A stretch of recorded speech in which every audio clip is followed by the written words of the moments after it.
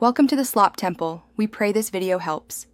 You start immediately by assembling tools and protecting edges, because a good setup prevents new damage.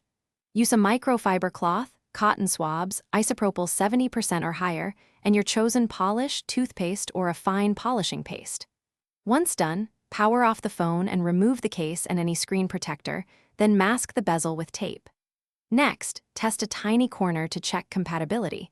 This avoids stripping the oliphobic coating. Make sure the test area shows no discoloration before proceeding. You now remove scratches by polishing in controlled passes so you don't overdo it.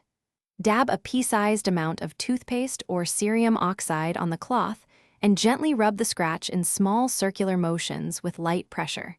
Each pass should last 20 to 30 seconds. Pause to wipe and inspect in angled light.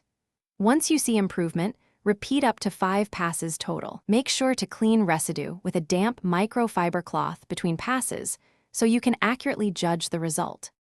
You finish by thoroughly cleaning the screen with isopropyl 70% to remove oils and polish residue, and let it dry completely before powering on.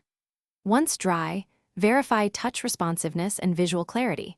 Then apply a new screen protector or tempered glass to protect and conceal minor residual marks.